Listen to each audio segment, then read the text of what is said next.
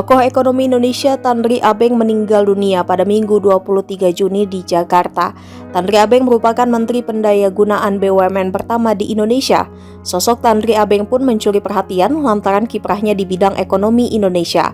Terlebih, Tandri Abeng sempat dikenal sebagai manajer 1 miliar rupiah karena perusahaan Bakri berani membayar besar gajinya lantaran berhasil membuat perusahaan itu untung besar. Meski saat ini dikenal sebagai sosok yang sukses, ternyata Tandri Abeng lahir dari keluarga yang sederhana. Tandri Abeng dilahirkan di sebuah desa di Pulau Selayar, Celebes. Pada usia 10 tahun, kedua orang tuanya meninggal dan ia dikirim untuk tinggal dengan kerabat di Makassar. Setelah menyelesaikan pendidikan SLA di Makassar, ia sempat berangkat ke Amerika Serikat dalam program American Field Service atau AFS Exchange Program. Selanjutnya ketika ia pulang kembali ke Makassar, ia melanjutkan sekolahnya di Universitas Hasanuddin sampai tingkat 5. Pendidikannya dilanjutkan ke Graduate School of Business Administration University at Buffalo, New York, Amerika Serikat hingga mendapatkan gelar MBA. Kemudian ia mengikuti program Management Training Union Carbide, Amerika Serikat. Setelah selesai, ia ditempatkan di Jakarta sebagai manajer keuangan perusahaan tersebut di tahun 1969 hingga 1979.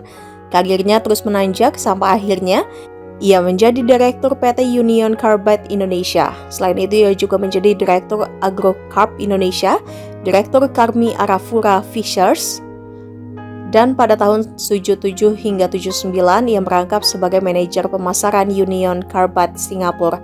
Hingga akhirnya Tandri Abeng menjadi CEO Bakri & Brothers, tetapi ia juga merangkap sebagai Ketua Non-Eksekutif Multi Bintang Indonesia.